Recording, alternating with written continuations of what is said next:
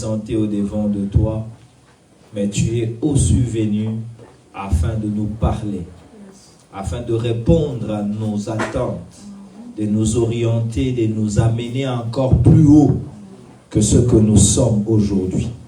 Bénis encore, Éternel, ton seul nom et donne gloire à ton nom, parce que c'est toi qui nous as réunis et c'est pour toi que tu nous as réunis. Que ce moment te soit dédié, que la gloire te revienne, car nous te prions ainsi avec action de grâce. Au nom puissant de Jésus. Amen. Amen. Est-ce qu'on peut encore acclamer le Seigneur?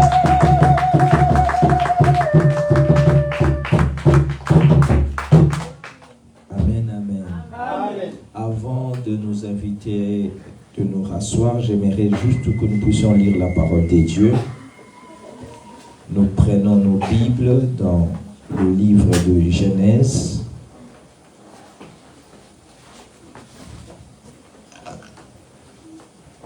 Nous lirons deux textes. Le premier, c'est Genèse 48. Genèse chapitre 48. Le verset 20e. Genèse 48, le verset 20e. Est-ce qu'on peut lire la parole de Dieu? Amen. Il les bénit ce jour-là et dit: c'est par toi qu'Israël bénira en disant que Dieu te traite comme Éphraïm et comme Manassé. Et il mit Éphraïm avant Manassé. Genèse chapitre 27.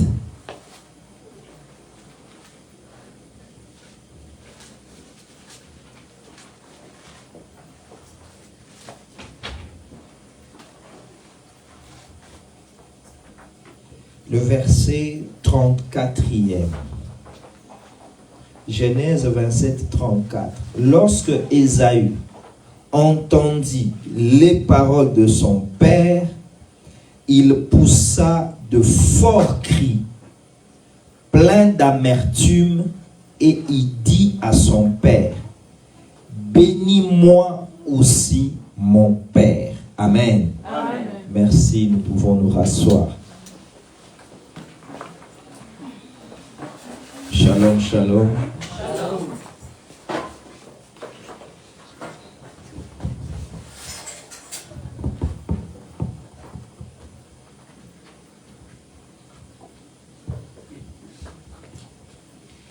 Amen. Amen. Je vous salue dans le nom de Jésus. Amen. Amen. Amen. Je suis dans la joie d'être là, de vous revoir et aussi de partager la parole du Seigneur. Amen. Ce matin, je m'aimerais plus tenir mon micro comme un enseignant, mais comme aussi un pasteur, afin que par mon petit discours, je puisse nous motiver à comprendre les grandes réalités de la vie. Amen. J'avais intitulé ce message « Les marchés des destinées ». C'est facile que je prenne ce micro et que je commence à vous motiver. Ça, c'est facile. Mais plus on exerce le ministère, on comprend que les meilleures choses se passent lorsqu'on a dépassé le stade des sentiments. Amen. Alléluia. Amen. Lorsqu'on a dépassé le stade des sentiments, les meilleures choses commencent. Et dans mes écrits, j'ai dit quelque part que l'intelligence habite une avenue après celle des sentiments. Amen. Aussi longtemps que tu n'as pas dépassé les émotions, c'est difficile que tu atteignes l'intelligence. Or, les émotions, c'est ce que nous trouvons souvent aujourd'hui dans les églises. Dieu te bénira, tu dis Amen, mais c'est les émotions. N'oublie pas que ton tour viendra. Ce sont les émotions qui répondent à ce genre de choses. Amen. Mais la tête qui doit t'amener très loin souvent, elle est moins nourrie. Ainsi, le corps a du mal à atteindre ce stade-là. Le marché des destinées, d'abord, qu'est-ce qu'une destinée? Une destinée, c'est tout un programme de Dieu, dont ta vie est le support pour l'exécution. Tu es venu sur terre parce qu'il y a un programme qui a été mis en exécution. Tu es né au moment où on a lancé l'exécution d'un programme. Regarde très bien, pose la question, on te dira que souvent les pronostics des médecins sont souvent à côté quand nous naissons, parce que la naissance ne vient pas d'une analyse, mais la naissance vient de la décision de Dieu. Amen. J'aimerais dire à quelqu'un que les prématurés ne sont pas les erreurs. C'est les hommes qui disent qu'ils sont prématurés. Mais Dieu ne les a pas envoyés prématurés. Dieu s'est décidé qu'ils naissent 2 mois avant le programme des hommes. C'est pourquoi vous verrez certains prématurés plus robustes en grandissant que ceux qui sont nés à terme. Je ne suis pas venu sur terre par hasard. J'aimerais aller plus loin, même dire non par la volonté de mes parents. Car pour plusieurs, pour certains, les préservatifs ont été déchirés. Pour d'autres, les pilules ont échoué. Je peux aller très loin pour dire, pour d'autres, les règles ont trompé les gens. Parce que c'est Dieu qui envoie les hommes sur terre. Tu es un esprit envoyé sur terre par Dieu. Amen. Tu n'es pas venu par hasard. Amen. Et les buts pour lesquels Dieu t'a envoyé, c'est cela qu'on appelle une destinée. Yes. Tu es né pour accomplir cela. Amen. Mais n'oublie jamais que la destinée suit 3 étapes. La première étape, c'est l'inconscience. C'est Dieu seul qui agit. Dans la deuxième étape, c'est quand Dieu agit avec toi, mais toi, tu n'es pas conscient que c'est Dieu qui agit. C'est quand on est païen. Avant que je ne naisse, c'est seul Dieu qui agit. Mais depuis que je suis né, Dieu peut passer par mes parents. Dieu peut passer par mes sentiments pour atteindre certaines choses. Mais lorsque je me convertis, Dieu me dit, tu deviens maintenant collaborateur pour arriver à cela. Amen. Plusieurs posent la question, mais comment certains païens réussissent là où nous échouons? Parce que pour eux, ils ne sont pas collaborateurs, c'est Dieu qui agit plus. Mais pour toi, il te demande de collaborer pour atteindre le but. On invite les gens à venir à l'église, mais le brigand à la croix, on ne l'a pas invité. Sans gagneur d'âme, Jésus l'a rencontré. Ésaü dit chercher l'Éternel pendant qu'il se trouve. Mais pourquoi Dieu lui-même n'a pas attendu que Adam le cherche, mais c'est lui qui est allé chercher Adam?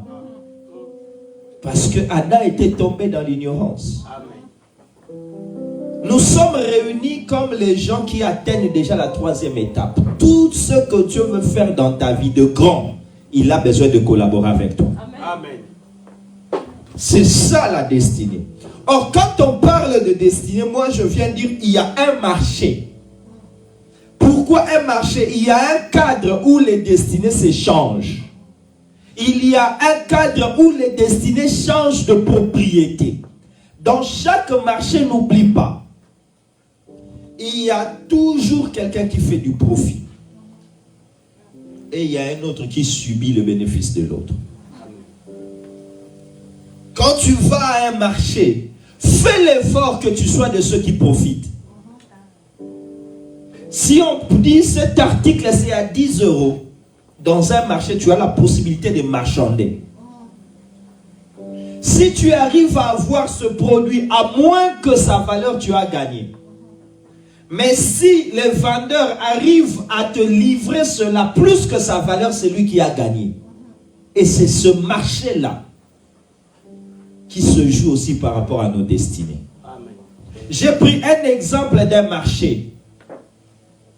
De quelqu'un qui va élever la voix et commencer à crier. La Bible dit, Ésaü poussa des cris avec amertume. Comment quelqu'un? N'oublie pas, lorsque Ésaü pleure ici, il est déjà marié. Il est père des enfants. Il a une grande famille. Et on ne lui raconte pas les décès de son fils. Comment un homme sans un décès peut pleurer comme ça? Nous ne sommes pas à un deuil. Comment quelqu'un peut crier? La Bible dit il poussa. J'aimerais reprendre encore cela. La Bible dit que lorsque Ésaü entendit les paroles de son père, il poussa de forts cris, plein d'amertume, et il dit à son père, bénis-moi aussi mon père. Dans ta Bible, facilement tu diras, parce qu'on venait de lui voler sa bénédiction. Je suis d'accord. Mais moi je dirais, parce qu'il a compris maintenant qu'on vient de le changer de destinée. Il avait une destinée. Il est en train, et sa mère a créé un marché. Il a pris la destinée qui avait plus de valeur et l'a donnée à Jacob. Il ne lui restait qu'une destinée qui avait moins de valeur. Qu'est-ce qui symbolisait cette destinée? La Bible dit d'abord, pas seulement les mets qu'on a préparés, mais les habits. Plusieurs marchent avec les habits des autres. Et plusieurs évoluent avec tes habits. J'aimerais prendre ce texte pour qu'on le considère en dehors d'un cadre doctrinal, mais sur une démarche pratique. Combien sommes-nous des Ésaü où nos habits ouvrent les portes des autres? Jacob a marché avec les habits de qui? D'Ésaü. Il a été béni avec les habits de qui? D'Ésaü. Combien vivent avec ton étoile? Combien sont respectés avec tes idées? Combien ont de portes ouvertes à cause de toi? C'est très bien si cela te permet à toi aussi d'évoluer. Mais si pour que tu restes en train de pleurer parce que tu as été, je peux dire, escroqué, tu es tombé dans un marché des destinées. Ésaü avait des habits. Je peux même aller très loin pour dire, c'était les habits pour lui qu'il trouvait ordinaires.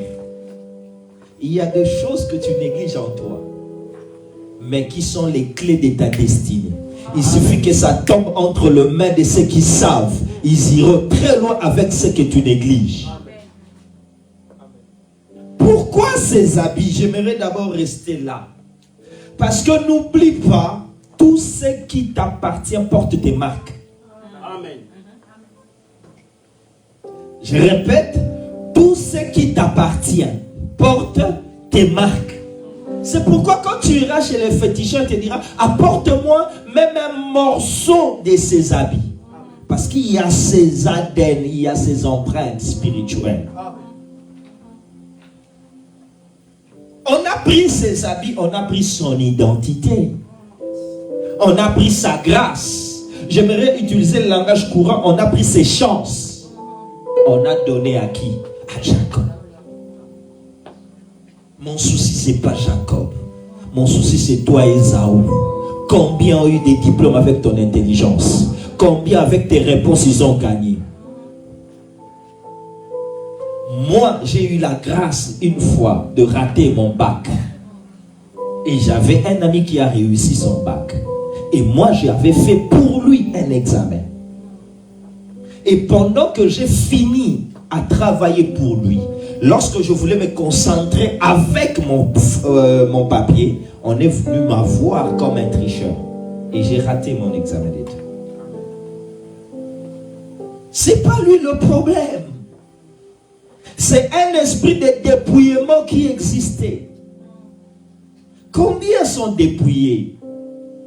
Bien-aimé dans le Seigneur, je suis d'accord et je le prêche. Mais la faute de Vasti ne valait pas un divorce.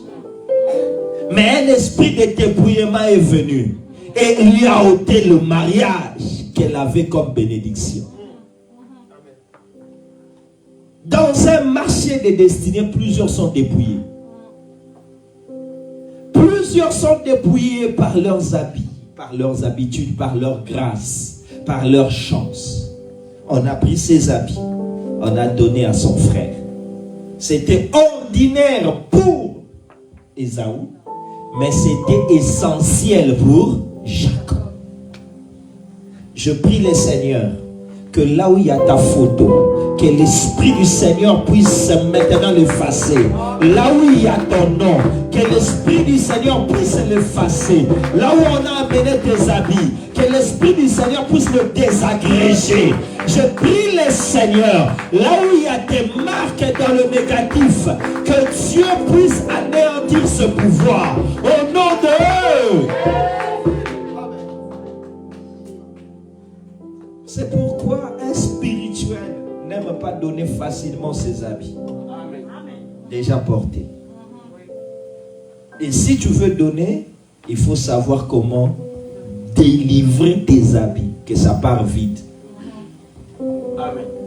Une fois, il y a quelqu'un qui m'a dit, il y a un prophète qui est venu et a parlé à ma mère, et maintenant elle m'a aussi parlé, elle voulait savoir où je prie.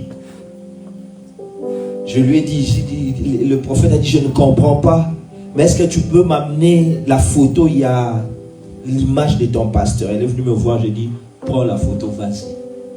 Il ne verra rien, parce que j'ai déjà fermé toutes les portes. Amen.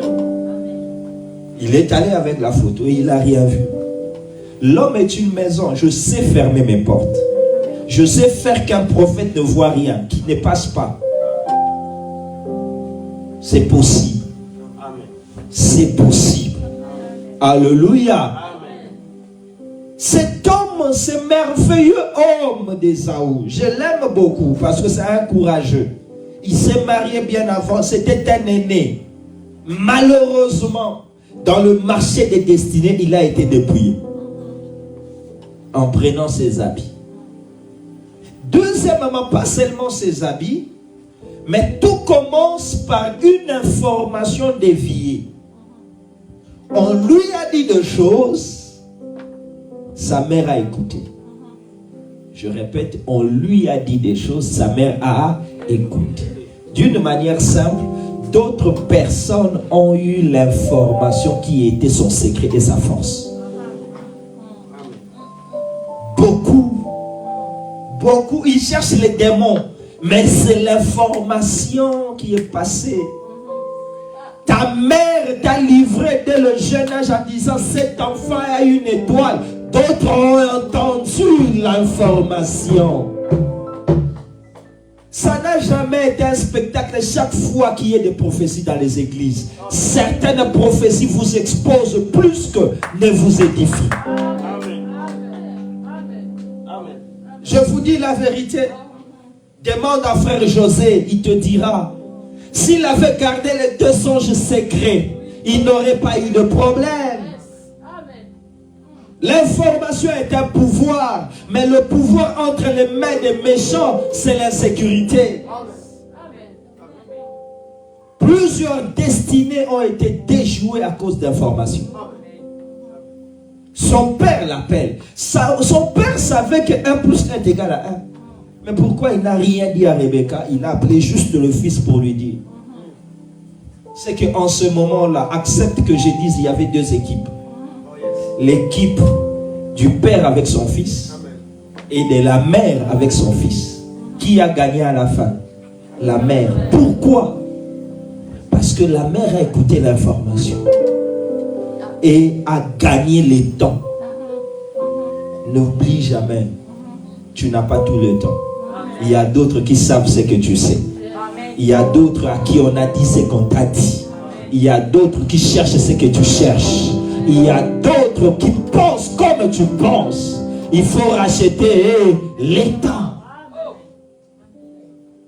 Jacob ne savait rien, mais sa mère a écouté l'information. Elle a dit non, il y a une destinée ici qui se joue. Il y a une destinée qui est en jeu. Regardez très bien. La mère connaissait la valeur de l'acte plus que même Ésaü et plus que Jacob. Supportez-moi que je dise cette mère est l'image aussi du diable. Amen. Parce que le diable connaît très bien la valeur des actes. Amen. Tout ce que tu négliges, les spirituels le savent mieux que toi. Le diable connaît la valeur de l'argent, c'est pourquoi il va te décourager à payer ta dîme. Le diable connaît la valeur de la soumission, il te poussera à être rebelle. Le diable connaît la valeur de la foi, il va te bloquer pour ne pas être actif. Le diable connaît le pouvoir de la parole, il voudra que tu ne puisses pas confesser de bonnes choses. Le diable connaît la valeur de l'emplacement, il va te pousser à ne pas être là où Dieu te veut. Le diable connaît la valeur de relation. Il ne voudra jamais que tu sois en contact avec les meilleures personnes de ta vie. Ta destinée se joue sur base des informations. Sinon, comment m'expliquer un homme de 40 ans, bien nourri, sans dépenser quoi que ce soit, prend la décision inventée de dire: je ne suis pas le fils de cette femme. Alors que cette femme, c'est la princesse de l'Égypte. Mais c'est la folie qui commence chez Moïse. Non, ce n'est pas la folie, l'information. L'information lui disait: il y a une gloire supérieure à Pharaon qui t'attend. Moi aussi, je viens dire à quelqu'un: il y a une gloire supérieure qui t'attend. Il y a une bénédiction supérieure qui t'attend. Il y a une puissance supérieure qui t'attend. N'aie pas peur du présent, ce n'est que la porte du futur. N'aie pas peur du présent, Dieu te voit plus que ça. L'information est venue et plusieurs sont dupés dans le marché des destinées, faute d'information. Sa mère avait l'information, elle est venue lui dire: attends, moi, je vais faire le mets pour toi. Donc, de là, je comprends, il y a une génération de ceux qui préparent et il y a une génération de ceux pour qui on a préparé. Si on a préparé pour toi, gloire au Seigneur. Mais moi, je crois que nous sommes de la génération de ceux qui doivent préparer. Même si je me brûle le doigt, mais je peux préparer. Je suis de la génération non des héritiers, mais de ceux qui bâtissent l'héritage. Nous sommes de la génération de ceux-là qui vont sacrifier afin que la gloire descende. Nous sommes de la génération de ceux qui comprennent pour avancer. La Bible dit, sa mère a préparé pour Jacob et lui a dit: prends seulement, vas-y, tu vas prendre sa destinée. Pourquoi Ésaü a été dépouillé de sa destinée? Parce que à l'information, lorsqu'il est allé chercher, il a mis du temps. Il a mis du temps. Papa, maman, le temps ne peut être un allié que si tu fais ce que Dieu attend de toi. Ça se transforme en ministère public lorsque tu ne fais pas ce que Dieu attend de toi. Rien ne t'accusera plus que le temps. Le temps, il va t'accuser. Et il le fera à haute voix. Il t'accusera pour te dire pourquoi tu n'as pas fait. Où étais-tu quand il fallait faire? C'est le temps. Nos destinées aujourd'hui sont tronquées à cause de la mauvaise gestion du temps. Les bonnes choses, il faut les faire, mais il faut toujours ajouter, il faut les faire aussi au bon moment. Une bonne chose faite en dehors du bon moment devient une mauvaise chose. S'il faut me dire à 20 h, parce que tu me vois avec un pain, bon déjeuner, ça devient une faute. Mais tu as la pleine volonté de me souhaiter. Mais le problème, le temps te dit, ce que tu es en train de faire est une faute. Plusieurs fois, nos destinées souffrent simplement parce que nous ne savons pas gérer le temps. Nous ne savons pas saisir le temps. Nous ne savons pas profiter du temps. Et pendant ce temps, à côté de nous, il y a des vrais voleurs de destinées qui ont pris nos habits, qui ont pris seulement la nourriture déjà préparée et qui viennent seulement se présenter. Et lorsqu'ils viennent, on leur demande qui es-tu? Ils emploient notre nom. Je me pose la question. Lorsque Jacob dit je m'appelle Ésaü, qui pouvait contredire Jacob? Ce n'est que Ésaü. Mais pourquoi il ne l'a pas fait? Parce qu'il était absent. Le dernier élément.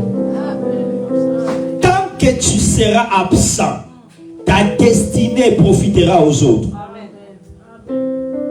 La nature a horreur du vide. Fais tout pour ne pas être absent. Ta destinée se joue en termes de présence. Oui, il y aura des pharisiens. Oui, il y aura des sadducéens. Oui, il y aura les sacrificateurs. Oui, il y aura les juifs qui ne mourront pas. J'ai dit à Jésus, malgré ces 4 personnes, mais il faut être présent. Même si on te tue, Dieu va te ressusciter. Les obstacles ne doivent pas te chasser. Les difficultés ne doivent pas t'amener à être absent. Ta présence amènera le règne de Dieu. Ta présence poussera Dieu à te soutenir. Ta présence fera que Dieu ne t'abandonne pas. Tant qu'il y a la vie, il y a l'espoir, le monde le dit. Il était absent. Et pendant qu'il était absent, Jacob a utilisé quoi? Son nom. Et personne n'était là pour contredire. Je peux même aller loin pour te dire ceci. Qui a béni Jacob? C'est Isaac. Je suis d'accord. Mais Isaac, c'est un serviteur de Dieu. Qui a béni Jacob? Mais c'est l'onction d'Isaac. Parce que c'est l'esprit qui confirme. C'est que je peux aller loin. Quand on est absent, même l'onction se trompe.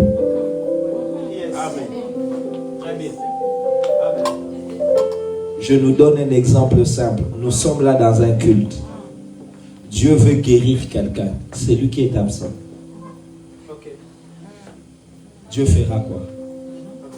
Ne le guérira pas. Mais puisqu'il a été signé le bon de sortie de la guérison, toute personne qui reste ici malade sera guérie. Si tu ne me crois pas, demande à la femme de perte de sang. La Bible dit Jésus était quelque part, on vient lui dire il y a une fille de Jairus que tu dois ressusciter, tu dois toucher. Jésus pose la question sur la fiche. Elle a quel âge? Elle a 12 ans. Jésus prend l'onction pour traiter les problèmes de 12 ans, met dans sa poche. Il commence à sortir.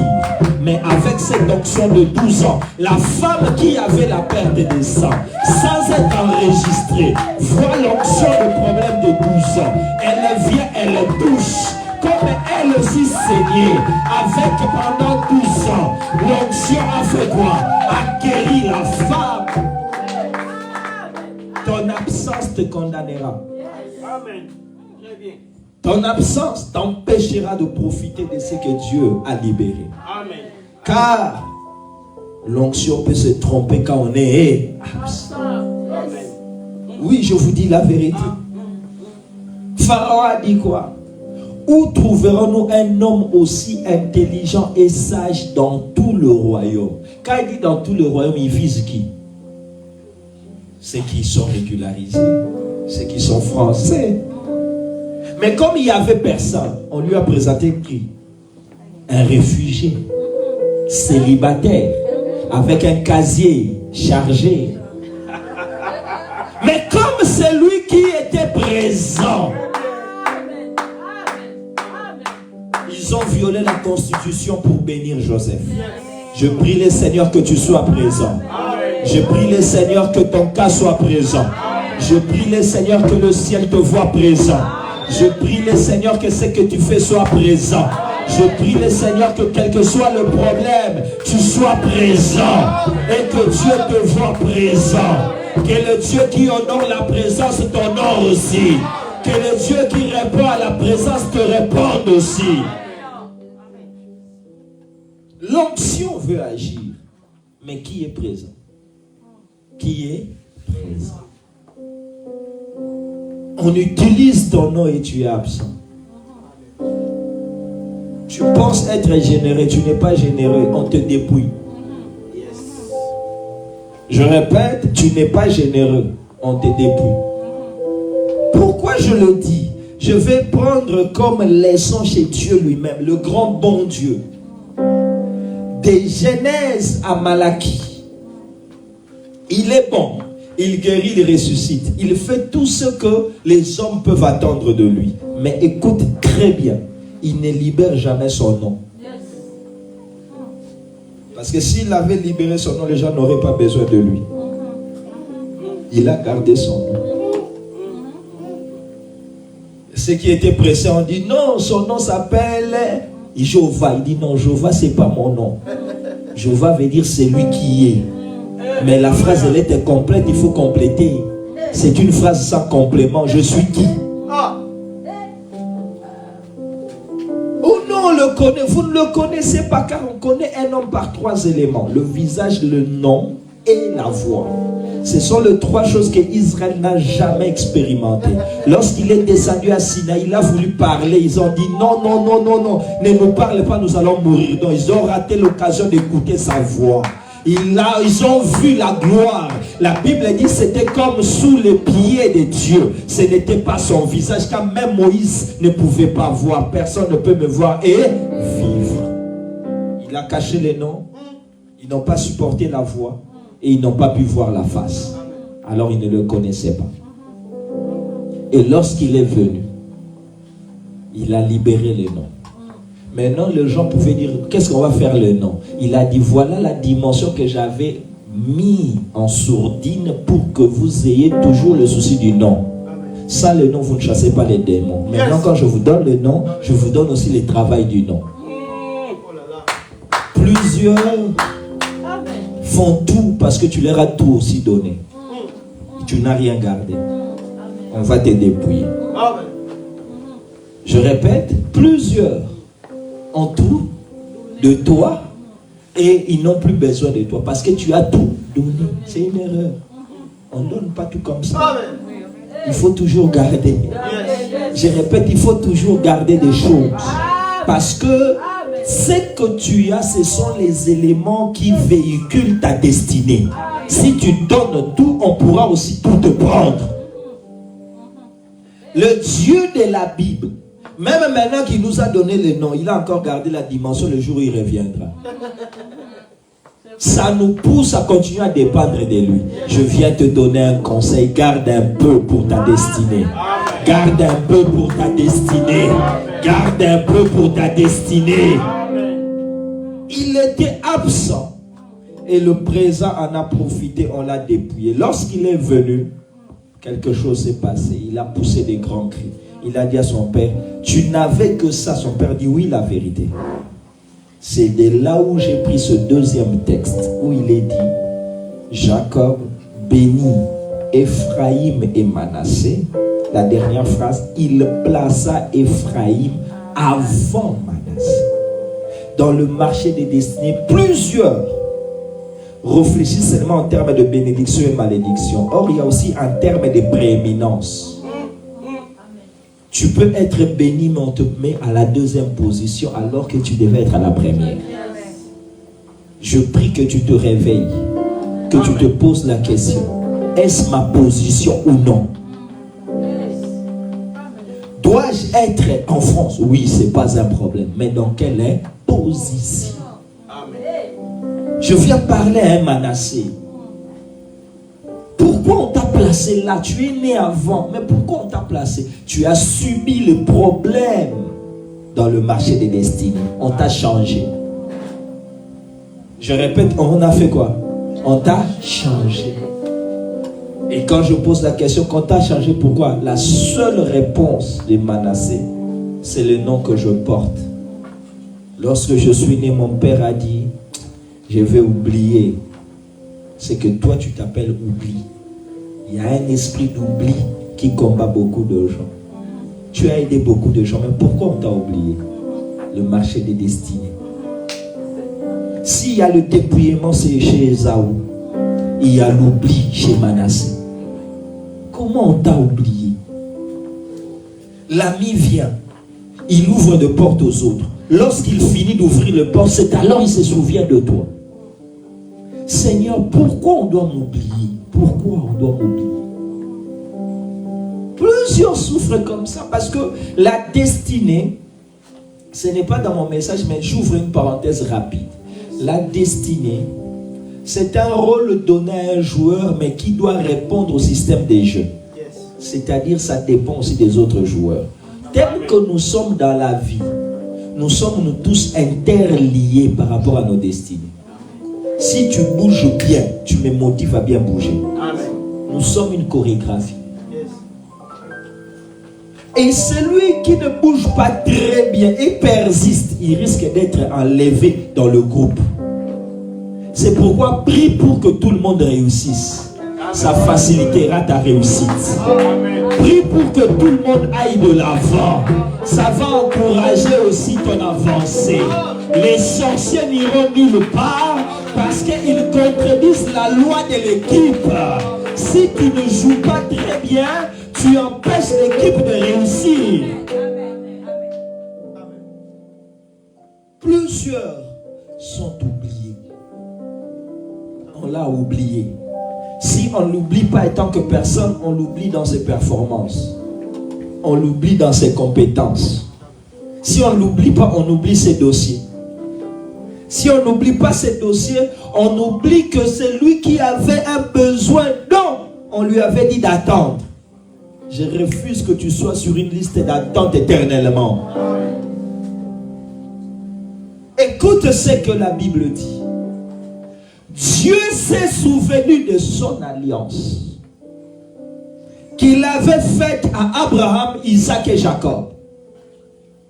Et Dieu est descendu pour délivrer Israël. Regardez très bien. Israël en Égypte pendant plus de 400 ans. Dieu descend pour les délivrer. Tu es d'accord avec moi?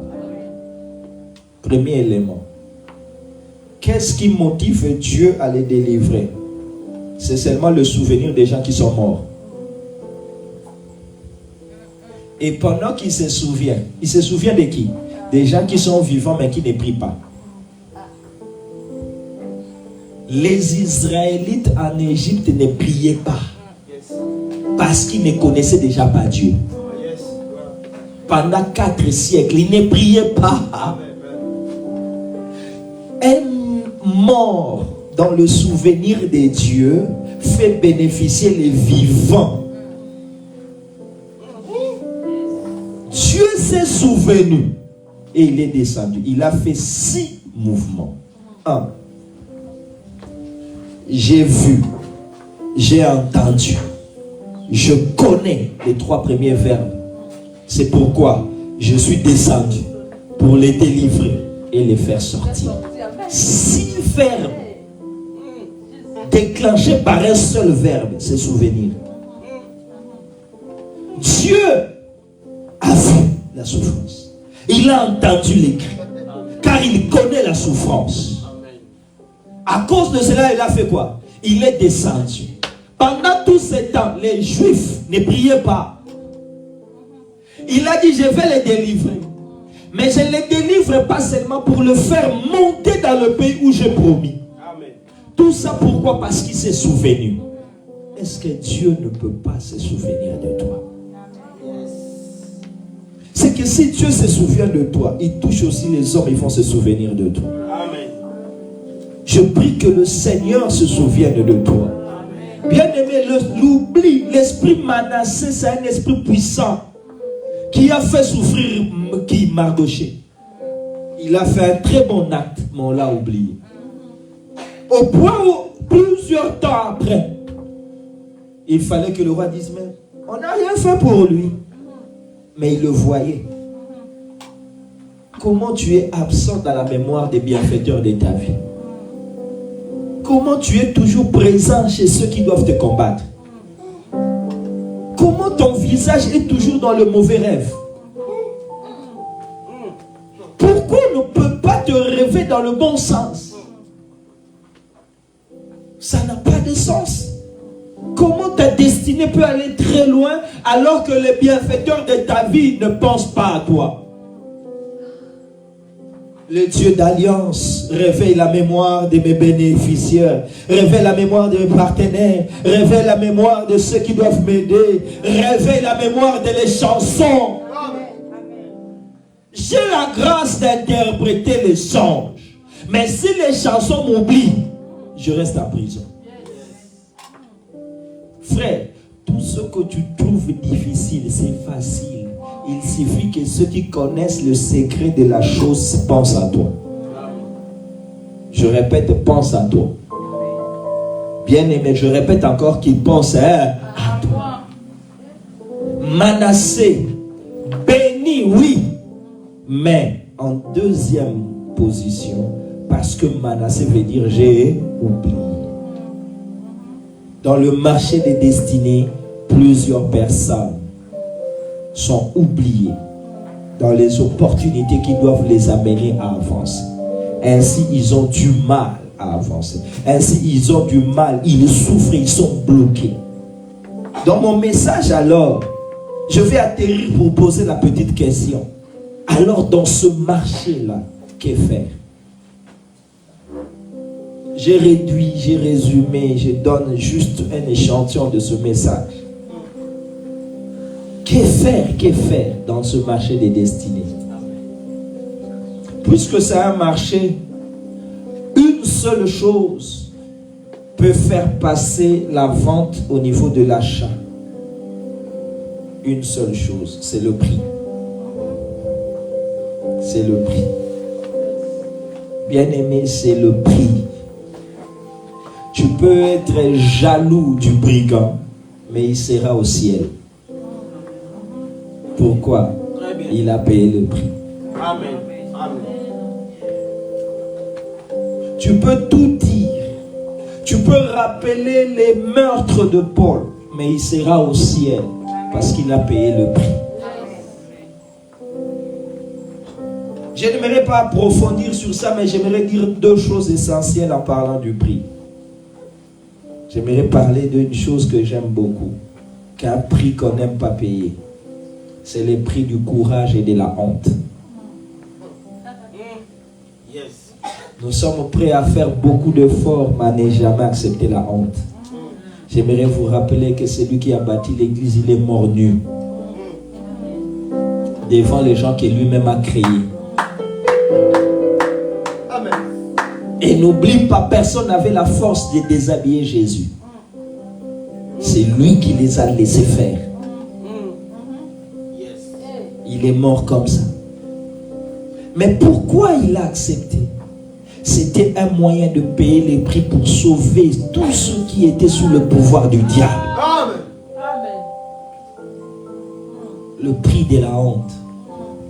Le cas d'Iran-Ton condamne beaucoup de gens. Qu'est-ce que les gens vont dire? Qu'est-ce que les gens vont penser? Vraiment, vraiment, beaucoup restent comme ça, esclaves. Ainsi, ils ne vivent pas leur destinée parce que le mur de la honte les a bloqués dans leur avancée. Très bien. Si tu ne me crois pas, j'aimerais réciter toute la Bible pour te dire, ce sont des gens qui ont bravé la honte. L'histoire a commencé avec un papa responsable, mais qui s'élève et commence à dire aux gens, il va pleuvoir pendant 40 jours, 40 nuits. Alors qu'avant lui, il n'y avait jamais de pluie, il n'y avait jamais d'inondation. C'est que ce qu'il disait, c'était une illusion. Mais Noé n'a pas eu honte. Il a déclaré cela. Il a bâti l'arche. Il a fait entrer les animaux. Mais à la fin, la porte n'était pas fermée pendant 7 jours. Quelle honte. Il fallait que le 5e jour, on lui dise menteur. Mais il a assumé. Et après le 7e jour, la porte s'est fermée. La pluie a commencé. Tu veux me parler d'Abraham? Comment en 75 ans tu peux prendre ta femme et quitter là où il y a la sécurité sociale, là où il y a le logement, là où il y a tout pour dire, oh Dieu me dit d'aller là-bas, je deviendrai père. La médecine te rappelle que ta femme est déjà ménopausée. Mais cette honte-là, il est sorti. Après un certain moment, on lui dit, non, accepte au moins Agar. Il accepte Agar pour prendre les béquilles. Dieu dit, je n'aime pas les béquilles, je ne vis pas avec les paralytiques. Jette Agar et Ismaël. Accepte la honte. Prends le risque. Moi, Dieu, je veux faire quelque chose. Il a Isaac. On l'acclame, on dit, là tu avais raison. Dieu dit, non, non, non, c'est pas ainsi. Il faut monter aussi. Et déclare devant les serviteurs, je monterai avec l'enfant et on descendra avec. Ce n'est pas le mensonge, c'est la foi. Ce n'est pas le mensonge, c'est la foi. Quand tu as la foi, déclare ce que tu crois. La honte, c'est un prix que les gens n'aiment pas payer. Bien-aimés, j'aimerais vous dire que l'irresponsabilité d'un parent face à la prise en charge de ses parents et de ses enfants, c'est un délit. C'est une infraction. Donc on devait quelque part condamner Pierre. Il a abandonné le travail de la pêche, et la maman et les enfants, et la belle-mère. Il a dit, j'accepte et j'assume. J'accepte et j'assume. La destinée m'appelle. Je répète, la destinée m'appelle. Je répète, la destinée m'appelle. Dans ce marché, il faut payer le prix. La honte bloque beaucoup de gens. Deuxièmement, je m'arrête là. Bien-aimé, le spirituel est canalisé par les autels qui sont matériels. Je répète, par les autels qui sont matériels. Il ne peut pas y avoir des shifts, de changements spirituels s'il n'y a pas des actes conséquents physiques. Ne vous en faites pas. Vous voyez Ésaü dont je parle. L'Ésaü dont je parle. Il a été dépouillé, mais à la fin de sa vie, il a été très béni. Pourquoi? On lui a dit, le prix à payer, prends ton épée. Travaille dur et Dieu te fera grâce. Dieu te fera grâce. Bien-aimé dans le Seigneur, pourquoi tu ne payes pas les prix pour avoir ce qui est nécessaire à ta destinée? Amen. Je répète, pourquoi tu ne payes pas les prix pour avoir ce qui est nécessaire à quoi? À ta destinée.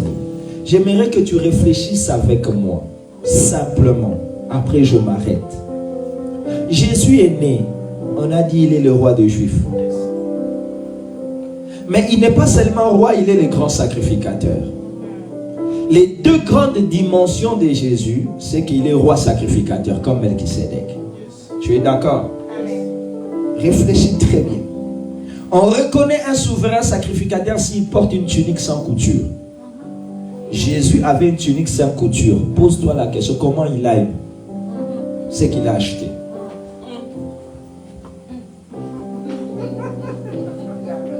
Jésus a acheté ce qu'il a payé quoi? Maintenant, il disait qu'il était le roi, non? Il ne voulait pas acheter ce qui était pour le roi. Le temps pressé, il allait mourir. Dieu dit, mais si tu meurs comme ça, tu ne seras pas roi.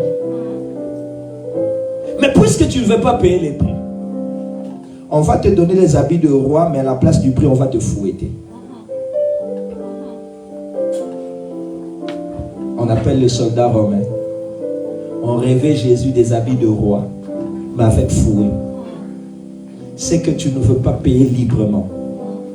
On te fera payer par la force. Amen. Jésus est déclaré roi par la force. Il est sacrificateur simplement parce que lui-même a accepté de payer les prix. Amen. Ma soeur paye des prix. Amen. Mon frère paye des prix. Amen. Le ciel descendra dans ta vie et tu vivras ta destinée. Amen. Le ciel descendra, tu vivras ta destinée. Bien-aimé, la destinée est supérieure à ce qui est vital que nous recherchons.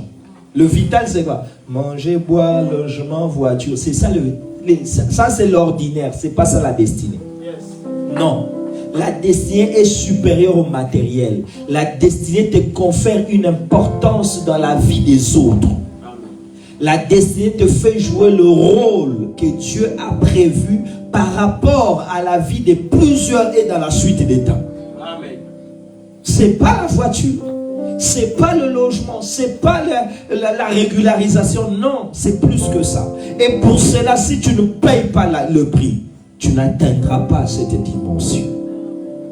Moïse a refusé d'être appelé le fils de la fille. Ésaü a travaillé avec son épée. Et il a atteint. Il est entré dans sa destinée. Pourquoi? Parce que chaque fois, il y a des gens qui s'élèvent, sachant que la vie est un marché, soit pour nous dépouiller, soit pour nous oublier comme des Manassés, afin qu'on ne soit pas ce que Dieu attend de nous. Alléluia. Afin qu'on ne soit pas ce que Dieu attend de nous.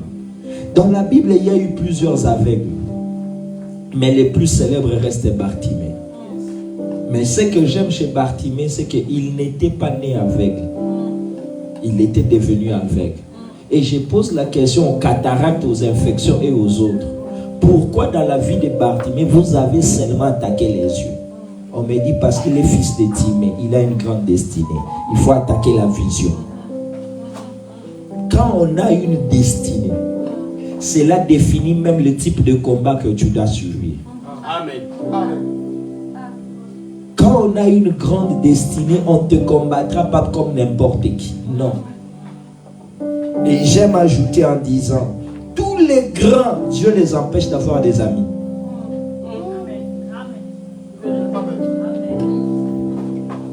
Il les prive, voilà le mot. Dieu les prive des amis pour qu'ils soient vraiment grands. Si tu demandes à Moïse, il te dira, je ne sais pas, parce que tous ceux avec qui je devais grandir ont été tués par Pharaon. Si tu demandes à Jésus, il te dira, je n'ai grandi avec personne. Parce que tous les amis ont été tués par Hérode. D'ailleurs, dans mon quartier, je n'ai pas bien grandi parce qu'on m'a amené en Égypte. Lorsque je suis revenu, j'étais un étranger. Je suis né à Bethléem, mais j'ai grandi à Galilée.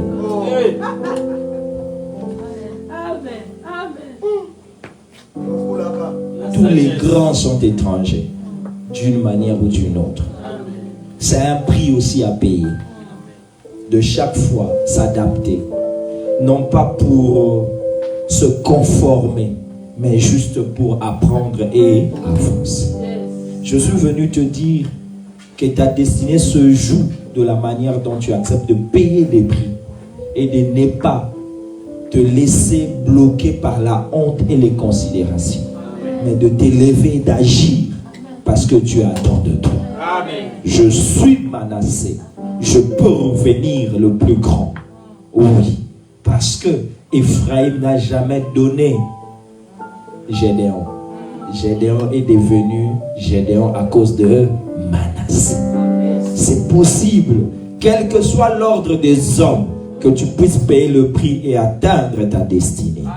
C'est possible, quels que soient les efforts on t'a oublié, que tu te relèves pour faire de grandes choses. Et c'est possible, quelle que soit la coalition de la mer, que tu puisses avec ton épée sortir vainqueur comme Ésaü. Que Dieu bénisse sa parole.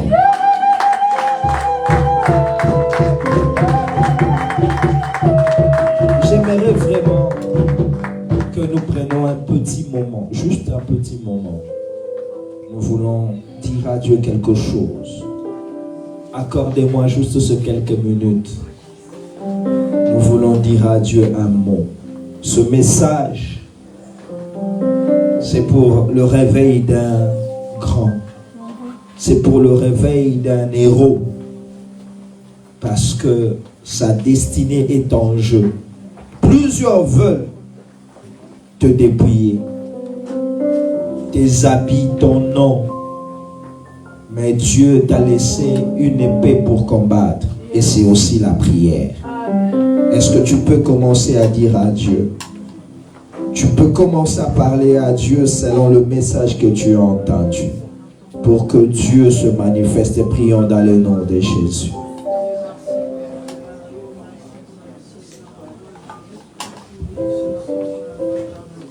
Oui, Seigneur. J'ai besoin de toi. Ta parole vient pour m'éclairer, Seigneur, et moi j'ai besoin de toi. Ta parole vient pour m'aider et j'ai besoin de toi. Adonai, Adonai, Adonai. Toi qui as été dépouillé, toi qui as été oublié, est-ce que tu peux commencer à prier contre ces vents? Tu peux commencer à prier là où on t'a dépouillé, là où on t'a oublié. Que Dieu t'impose, que Dieu t'impose, que Dieu t'impose, que Dieu t'impose. Est-ce que tu peux commencer à prier? Que Dieu t'impose, que Dieu t'impose, que Dieu t'impose. Jésus, j'ai besoin de toi. Jésus, j'ai besoin de toi, j'ai besoin de toi. Éternel, moi j'ai besoin de toi. Adonai, moi j'ai besoin de toi. Alléluia. Toi seul tu peux m'imposer. Le Dieu qui réveille le souvenir. Commence à lui dire le Dieu qui réveille le souvenir. Le Dieu qui réveille le souvenir. Non pas de tes ennemis mais de tes partenaires. De tes bienfaiteurs, réveille leurs souvenirs. Seigneur, réveille le souvenir. Je prends la décision sur ma vie. Je prends la décision de payer le prix. Je prends la décision de faire ta volonté. Je prends la décision. Est-ce que tu peux commencer à le dire? Je prends la décision. Je prends la décision. Je prends la décision. Je prends la décision. Que Dieu te donne la force d'agir. Que Dieu te donne la force d'agir. Que Dieu te donne la force d'agir. Que Dieu te donne la force d'agir. Je lève ma main vers toi, Seigneur. Toi, l'auteur des destinées, amène-nous à le vivre. Amène-nous à le réaliser. Amène-nous, Seigneur, à vivre encore ta volonté dans notre vie. Nous avons besoin de toi. Toi qui as été relégué au second plan, invoque Dieu, réclame ta place. Commence à réclamer ta place. Je réclame ma place dans ma famille. Je réclame ma place dans l'église. Je réclame ma place dans la société. Je réclame ma place. Est-ce que tu peux dire cela? Je réclame ma place. Je réclame ma place. Je réclame ma place. Je réclame ma place. Prions dans le nom de Jésus.